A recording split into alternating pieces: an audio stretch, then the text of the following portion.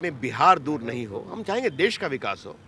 वैसे रेलवे के पिछले 1 साल के परफॉर्मेंस से हमें चिंता हो रही है, जिसकी चर्चा हम रेल बजट में बताएंगे, उनकी चर्चा में बताएंगे। लेकिन ये अपेक्षा हम जरूर करेंगे कि बिहार के साथ भी न्याय होगा। अच्छा, एक सर दूध का उत्पादन जो है, जो दूध पाउडर का, जो कि गर्मियों में दूध पाउडर का ही यूज़ होता है, फूड और सिविल सप्लाईज मंत्री ने उनका भी कहना है कि इस बार फरवरी में कम उत्पादन हुआ है, तो दाम एक बार फिर बढ़ेंगे अप्रैल और मई में।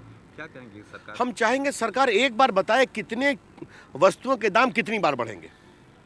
कभी सुनते हैं कि बहुत उत्पादन हो गया इसलिए बाहर में निर्यात करना जरूरी है, फिर कहें आयात करना जरूरी है। कभी चीनी बाहर भेजी जाती है, फिर सस्ते महंगी चीनी वापस लाई जाती है।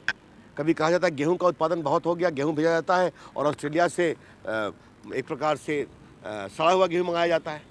तो भारत के किसान कितना परेशान होंगे हम जरूर जानना चाहते हैं। मंत्री जी एक बार घोषणा कर दें कि किन किन चीज़ों के दाम बढ़ने वाले हैं। ये जो खुदरा में घोषणाएं होती हैं, इन घोषणाओं के पीछे बहुत आशंका भी होती है। मैं इतना ही कहना। रविशंकर जी साहब ने अभी जवाब दिया है रविशंकर जी इस बैंड मामले जी क्या संतुष्ट?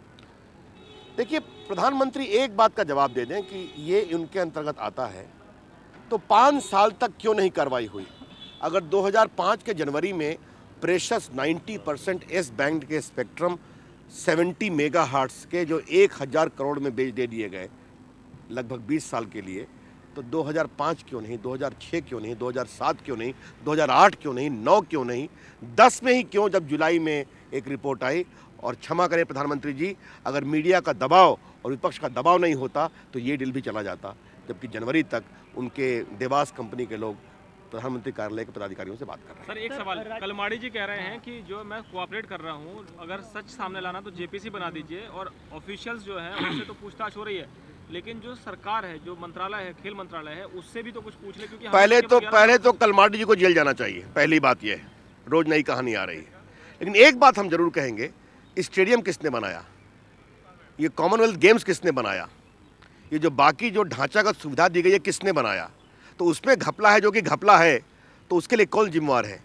सारा ठीकरा कलमाड़ी के सर पर फोड़ा जाए, वो दोषी हैं, ये भी ठीक नहीं है। और हमारी तो मांग यही है, पूरे मामले की समग्र जांच होनी चाहिए।